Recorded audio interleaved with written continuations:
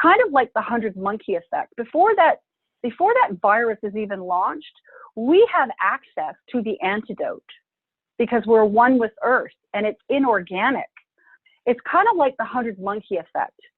Or said another way, when we're going to invent things that will make a quantum leap in our advancement, if you recall in the history, there are multiple people that get close to that revelation or that invention at the same time, right? Like it's within a very short period of time. That's the 100 monkey effect. So as soon as one person on the planet, their immune system has created the antidote to whatever virus, whatever pathogen, the 100 monkey effect, it's downloadable for all of us because we share one conscious mind. As soon as we upload a thought or what have you, you see what I mean?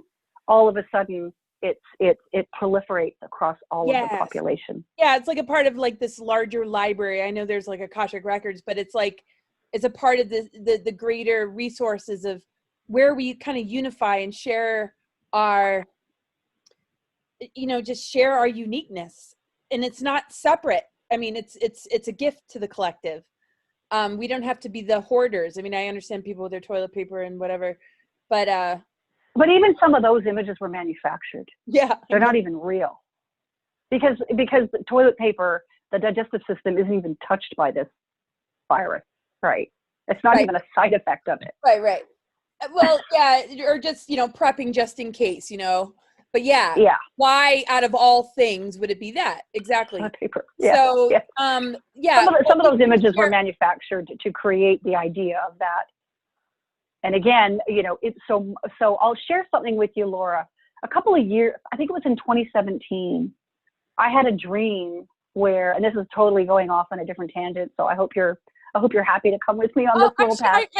We might come back if we don't. I'm grateful. Go ahead. I just had a dream that Trump signed a new peace treaty with our extraterrestrial family. I just had a dream. I woke up and it was around the same time that I think Magenta had some knowing about him moving papers and doing something in integrity. He was doing business in integrity or what have you. But I feel like we are so guided, we are so supported, and that anything that is done that will affect the divine plan where we can all, like, it's just basically time for us to grow up. It's time for us to evolve. That anything that they try backfires. And it feels to me like they're in total checkmate. The powers that were are in checkmate. As a humanity, I agree. Keep going. Yeah. A checkmate. Yeah, no, I was just saying that more and more people are looking at the world going, okay, this does not make sense. Nobody wants war. I don't know if you, but I don't know anybody that's come down with this coronavirus. I don't know a single soul at all. I don't know anybody. No, I've only known people with symptoms. They got tested and everything's fine. I mean, this is the season too. And, there's so much that we feed into something, and that's how propaganda works. That's how social engineering works. So exactly, and it's good that that's, what you firmly stand by is that this is propaganda. This is something that is more a mind virus. It infects the mind infects the creative channels. And then we, are fueling the fire, so to speak. And then we're kind of caught in the flames. Is that something? Yeah, because fear. Yeah, fear cauterizes your connection. So if you work with guides or your spiritual team or whatnot, and you drop into fear, it's like it cuts off your connection. It cauterizes that connection because the divine, it just doesn't operate at that level of vibration, right? It's down in the muck, so to speak. Although the divine is there too, because there's nothing outside of the divine, but right. It doesn't. Yeah. But do you see like humanity like at a stage where it's time to move on from maybe moving back and living on your parents' couch or overstaying, living at home for too long? It's almost like something is trying to set us free, but it's scary as hell. And people are holding on for dear life to the old paradigm because they don't know what personal sovereignty even looks like. Well, I think what this coronavirus has done is it has caught the attention of everybody, which is a good thing. And we are now in uncertainty. So we were, as a collective, we all believed it was the same thing, right? Every Monday morning, we got up for work, we went to work, we did the Monday to Friday thing, lived for the weekend. It was the same thing, day in and day out. Now we're in uncertainty, very much uncertainty. And that is because we are now about to experience a new way of being, because the way I understand it is that we are transitioning from one octave of reality, one frequency of vibration, to a higher frequency of vibration where we agree to the truth, where we don't agree to lies anymore. And I feel, when I feel into this, that we are about to make an absolute quantum leap into this new way of being. And it might take a couple of generations for it to really anchor in. We're planting all the seeds now and have been since 2012 and probably before that. But I feel that this is showing, humanity about uncertainty. It's showing the importance of hygiene, not only our hands, right, keeping ourselves clean, but also mental hygiene, the quality of your thoughts, how clean they are, right? And I think it's also introducing the idea of the environment. If we can't be in the same place together, now we're even like, what are we doing? Okay, there's a virus going around. We have to be social distancing. It's bringing to the forefront. Sorry, keep going. Yeah. You're making me think. I was just saying. I don't want to cut you off. Go. Yeah. No, it's bringing into the awareness too about how we're treating the environment, and I think that is fueling the awakening even further, which is a beautiful thing. Yes. Because if you remember go ahead. Sorry. Oh no. If you remember what? No, I was just going to say, like, the divine works through the most humble, quiet places. And I've never written the Bible. I'm not religious at all. I think religion is a way to find source. It's not the only way. But if you think about Jesus, he showed up in a barn. He didn't show up at the Four Seasons with a motorcade. It's always so subtle, so discreet, so quiet, and the most humble of I think they said the meek will inherit the earth. I only know like 3 or 4 quotes. Yeah. That's only that's one of the few phrases I remember, and I say that sometimes to myself, and I'm like, meek are the light warriors here. Yeah. It's the humble. It could be the homeless fellow on the street. You don't have to. The ability to not give up, though. It's that spark of that inner light. Exactly, right? So even the homeless person. Exactly. It's the inner trust. It's that inner light that you are part of something much, much bigger. And that leads to one of the things I wanted to talk to you about, or what I had shared on, a couple of talk points. We can come back to it if you like. What I would say, how humanity's greatest problem can be reduced down to one single idea. And again, this might be really controversial. Would you like me to share what I feel that is? I love controversial. Bring it. You love controversial. Yeah. Okay. Well, humanity, we only have one problem. It can be reduced down to one idea, and that's the denial of the divine across the board. Because when you deny the divine, if you deny, I am not part of my creator, which is kind of crazy. It's like saying you don't have a mother. Your mother can transition. Yep. She will always be your mother, right? Same thing with the divine or the creator or the universe, the cosmos, whatever word your listeners want to use to describe the creator. But when you believe that there is no divinity, then you create a godless world. And that is why we have this big problem of satanic ritual abuse, and how it's gotten to the point where it's even almost taboo or a bit of a faux. Well, it seems to be a breeding ground for these things that, like, because a lot of famous people, even in communities that are, influential, doctors, scientists, actors, politicians, they show up at these ritual abuses and they don't freaking remember because they're disassociated. It's like, it's a breeding ground to exactly what you're saying. Us being in a godless world, having the definition of God distorted and given back to us, with all the abuses, you know, coming from priests and stuff that turn people off, it's like we're infested. Is that kind of what you're saying? Yeah. Well, yeah, because it's really two things, right? It comes down to love and fear, and fear is a liar, and fear only exists because you've denied the divine. Like, don't get me wrong, you can be, well, here's a good example, right? I'm afraid of sharks. Well, don't go swimming in the ocean where there are sharks. Be prudent, right? You don't need to be frightened of sharks. You don't have to have fear about them. Don't go swimming with them. You can exercise caution and your own intelligence to make a choice. Well, if there's sharks in the water, I'm not going to swim. Yeah, right. Yeah. And but when you go back to what you were talking about, what it is it's a debasement of life.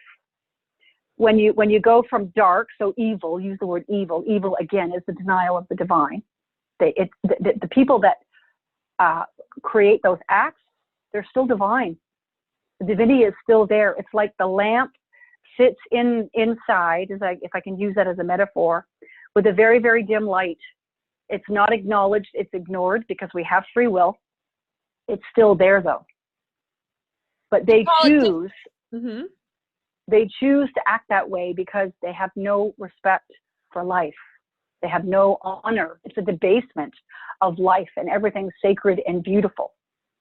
And they also, well, there could be mind control there too as to what their actions are, but they don't give a shit.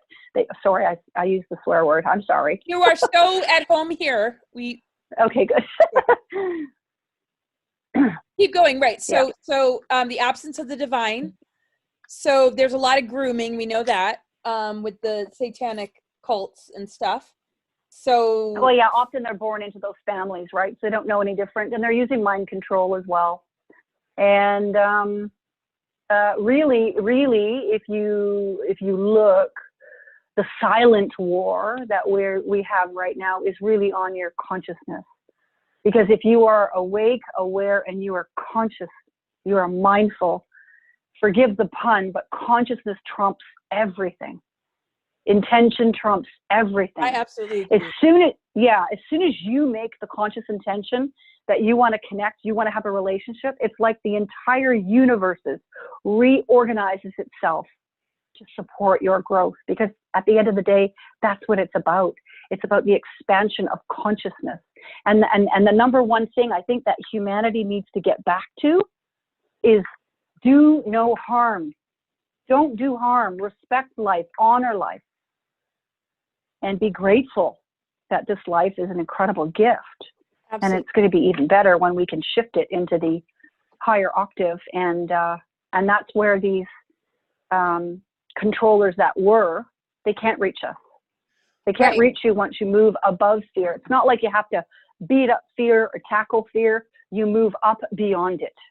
It's no longer like you rise above it. It's there, but you don't have to participate. Right. You can learn through fear if you want to, but you don't have to. It's not a requirement. Right. But those obstacles have to be overcome, like an athlete would be able to look at obstacles and say, I can tackle it. Or are you saying we need to just be more gentle with ourselves? I guess maybe it depends on the person, like you're saying earlier, right? So... Well, it depends on what's going on with them. Yeah, absolutely. And they, each individual has to get to that point on their own. Like it takes their own inner work, right? Yeah. It's always an inside job, always. Start with self and everything else follows. Because if you can't love yourself, you can't love another. It'll be conditional. And that's why it's always start with the self. And the kingdom, here's another quote I know. Like, seriously, I did not read the Bible. But the kingdom of heaven is within. Your internal world is reflected by your external world. So you clean up this first, and then your external reality will reflect back to you what you have within yourself. Well, those are the most... That's the law of action, right? Sorry? Yeah. Well, I never really read much of the Bible, I have to admit. I never read it. I only know a couple. It sounds like I did, but I didn't. Those are the ones that stand out to me that just give it a validity that almost is like, okay, that almost like takes care of the whole. I'm sure there's a lot more to the book, but I mean, that comes down to the very law, the cosmic and natural laws, the true laws of the creator that are a part of our physical vessel that we're trying to operate and keep healthy. I mean, and so, this is so catalyzing right now. And these words are so incredibly important because we can't, fear, the inner work. It doesn't mean it's going to be comfortable. And, no, and that's the other thing too, is we really want to encourage people to recognize that when you are being challenged, it's a huge opportunity for growth, for quantum leap growth. Because nobody's going to grow if life is perfect, like all of your dreams are perfect. Your relationships are perfect. You're not challenged anywhere. Your job is perfect, all that. That's wonderful. It's a wonderful place to hang out and have a vacation and all that, but we're not really going to grow. We grow when we're challenged, when it's uncomfortable. And if we can really start to connect the idea that, wow, when I'm really being challenged, this is an opportunity to look at my own stuff. Because when you point the finger at somebody, right? When you're being a victim, I'm blaming you. You did this. How many fingers are pointing back at me? 3 of them. So I'm more. It's always, what about me? What about me? What's my part? Yeah. Pardon me? Yeah. Yeah. There's no transformation when it's all about the blame. There's no ability to move to the next level, and then we just keep spinning, right? Like we have been in this time loop as a humanity. Like at this stage, we should be mature enough we've survived so much of this stuff throughout history. We must have a clue now. You certainly do. Well, and you made your life's work giving people these incredible modalities. I swear, these are not easy to find. When you look at a person that's struggling with trauma or mental health, the options haven't been that great at all. And then because they'll go to a psychotherapist and they might feel judged and analyzed and whatnot. You go to a psychiatrist, they're going to give you a bunch of drugs. And that's why the idea of coaching is a little bit better. And I mean, I am using my own life experiences that worked for me and then offer that to my clients. Well, this worked for me. It should help you too, right? I mean, I can share with you, I'm quite comfortable to share this. I used to cry in the mirror that I didn't think I was pretty enough many years ago. I used to call myself terrible names if I didn't think I was slim enough and whatnot. I used to call myself a fat cow. I was horrible to myself. If people could read my mind, the way I talk to myself, that would have been abuse. And I used to treat myself that way.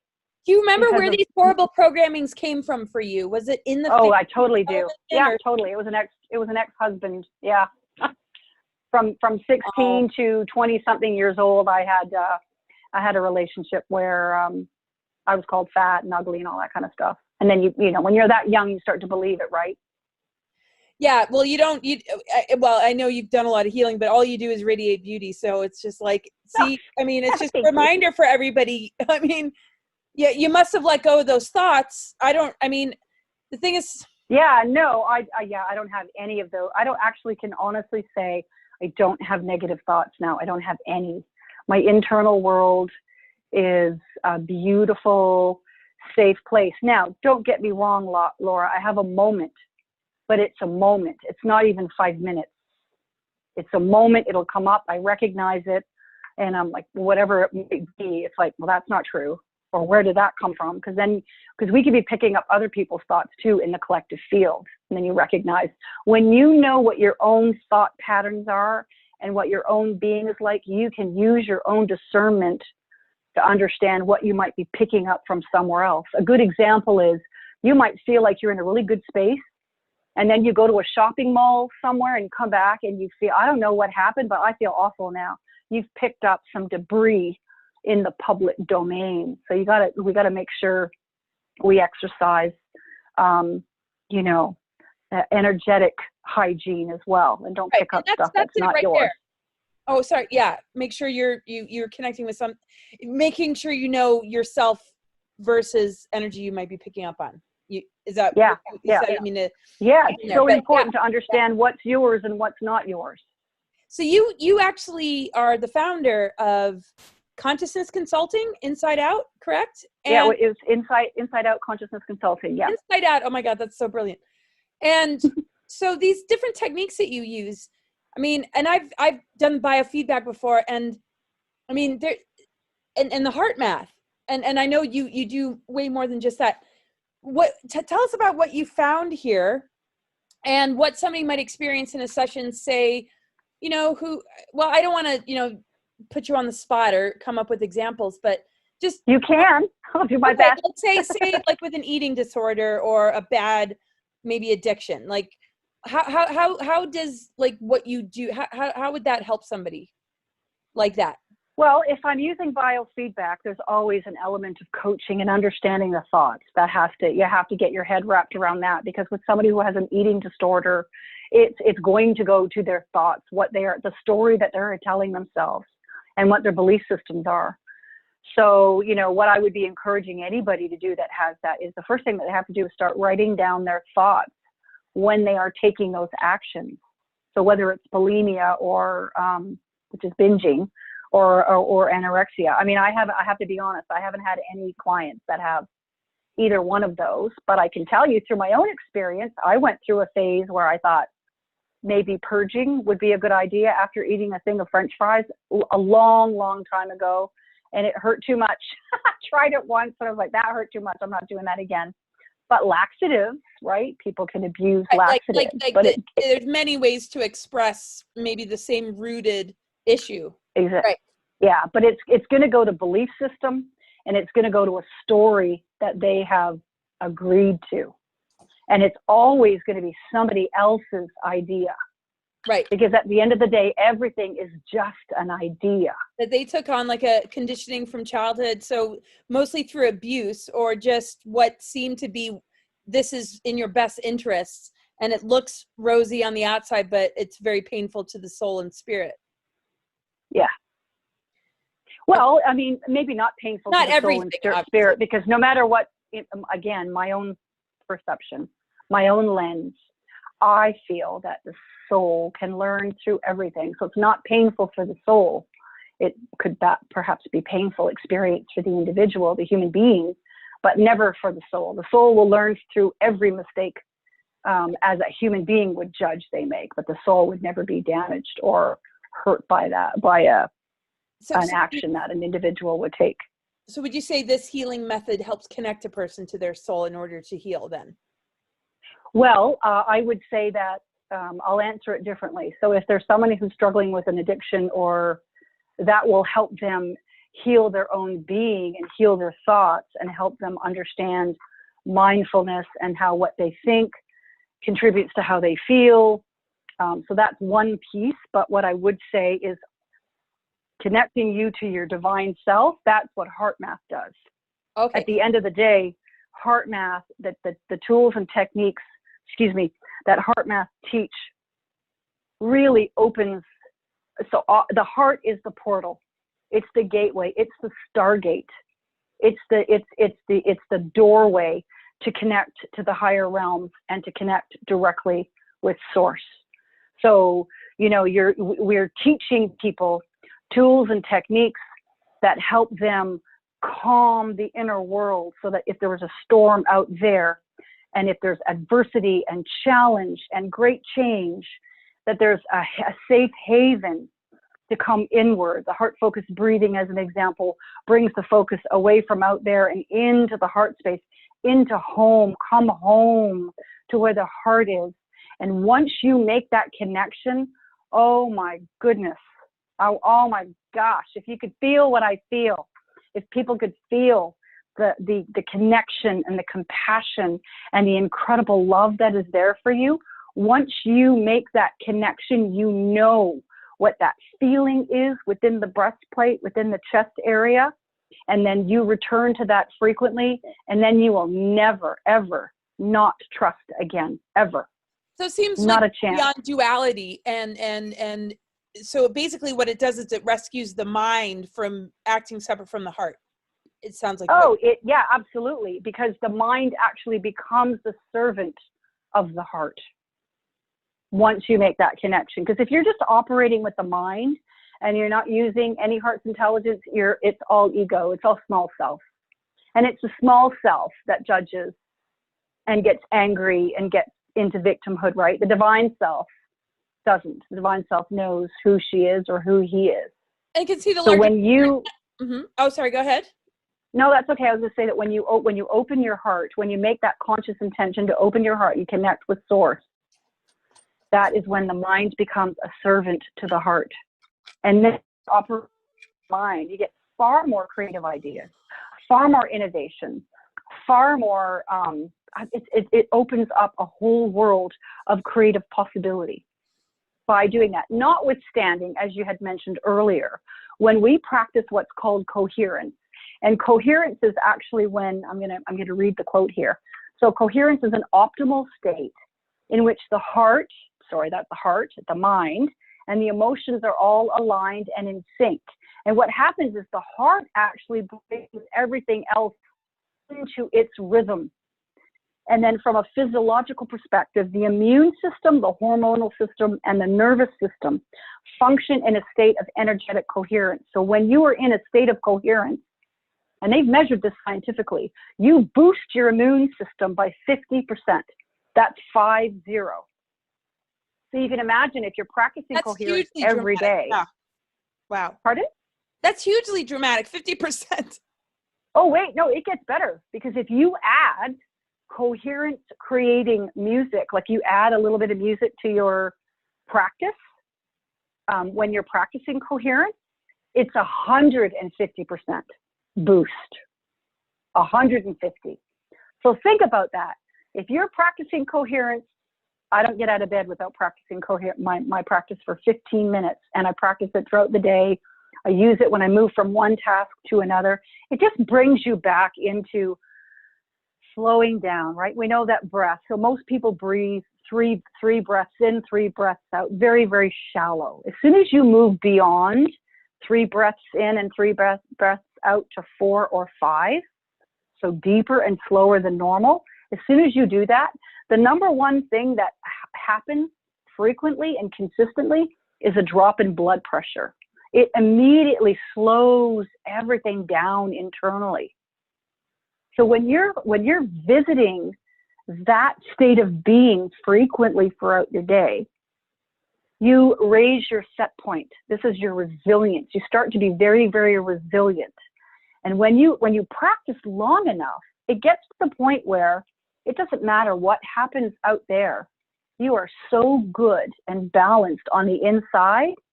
You could have a tornado and it's like, okay, I guess this is happening. And then just very calmly deal with what you need to do to sort of remove yourself from this. I have not been near a volcano or what have you. I'm using that as a metaphor, right? Wow. No, that's a perfect example. Yeah. Of a heal. Yeah. And I mean, that's when the central nervous system's not running off of fight or flight or trauma. Yeah, exactly. Because it's actually the autonomic nervous system is hardwired to the brain and to the heart. And when you're in a state of coherence, the heart actually sends more information to the brain than the brain does all the time. That's actually, it's now proven. So the heart sends more information. And when you calm the autonomic nervous system, and this moves to emotions.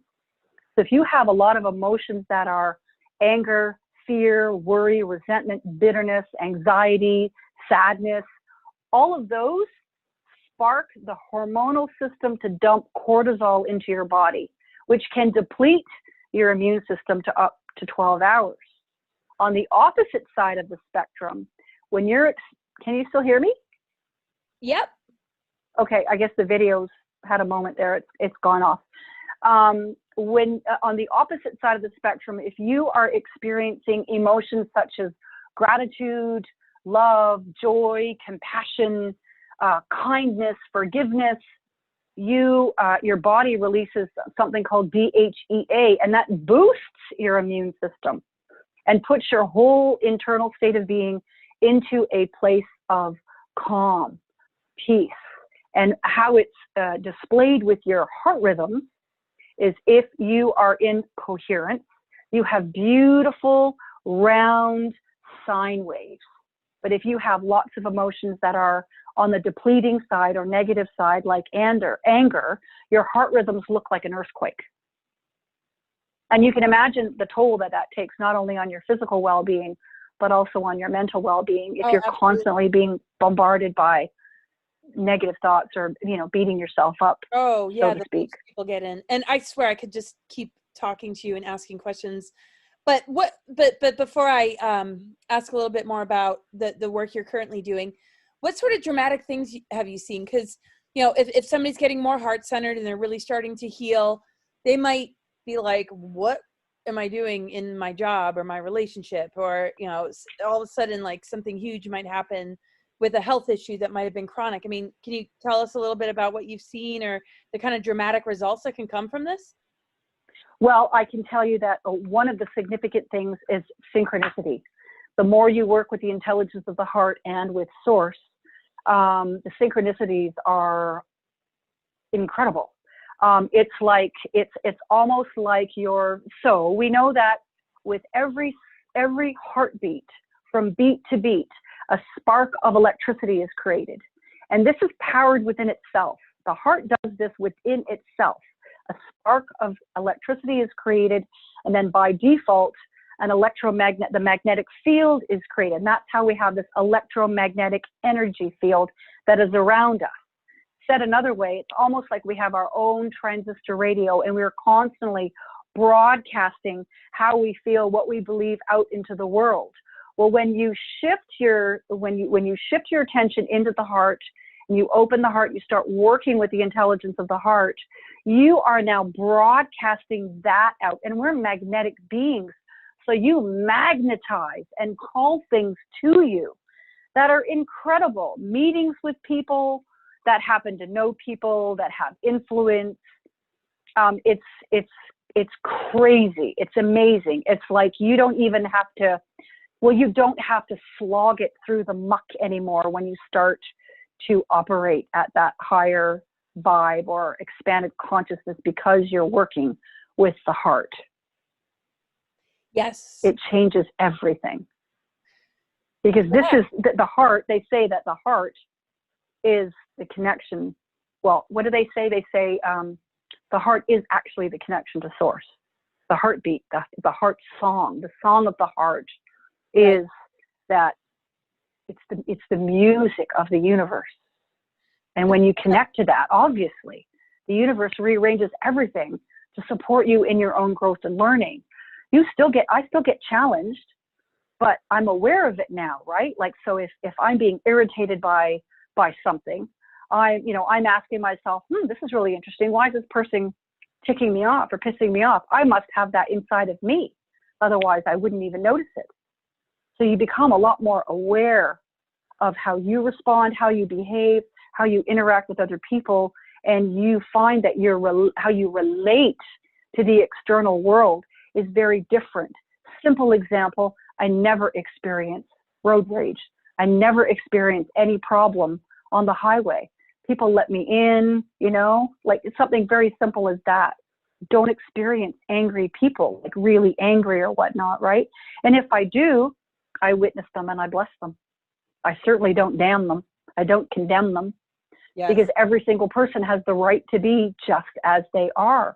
And the only reason why we get annoyed with each other is because you're not being the way I want you to be, or you're not doing what I want you to do. And we see how they have the right. What? I was just going to say they have the right to be just as they are, high and low and in between. And it doesn't matter how much you don't like their behavior. It's really none of our business, because their experience is between them, their soul, their growth. And the fact that we are aware of it, or we can see it, we have to be in agreement to it. We're in accord, A-C-C-O-R-D or A-C-H-O-R-D. We are in accord. We are in resonance with their vibration, and that's the opportunity. What is this teaching me? What about this situation can I learn from? And then your world changes. You're no longer in resistance and fighting, because of course, as you know, Laura, right? What we resist, what we push against, pushes back harder. Yeah, and I think this is such an expression of self-love too. I mean, you can't raise a healthy kid through control and abuse. There has to be love and nurturing, who they truly are as an authentic being, and supporting that, exactly. Guiding that. And so everything that you're saying just really just lights that up. It's and why we can't relate to each other on that level, to bring out the best in one another, understanding that there are human errors that we make. The thing is, I feel like we make worse criminals the harder we are on each other than the opposite. Well, yeah, you're right, because number one, we're operating from the ego, the small self, and that's the one that wants to judge and make everybody wrong. She's the one or he's the one that wants to be right. That's the first thing. The second thing we've done is we've made the sin the sinner, or rather we've made the sinner the sin. So someone makes a choice, whatever it is, on whatever spectrum of criminology you want to use as an example, but we've made the individual the sin, and that's not accurate. It's a choice they made. And I got to go back to, like, forgive us our trespasses. So what that basically means is forgive my F-ups, as I'm going to forgive you for where you F up too. That's basically what forgive us our trespasses is. I'm going to screw up. Please messages there. Yeah.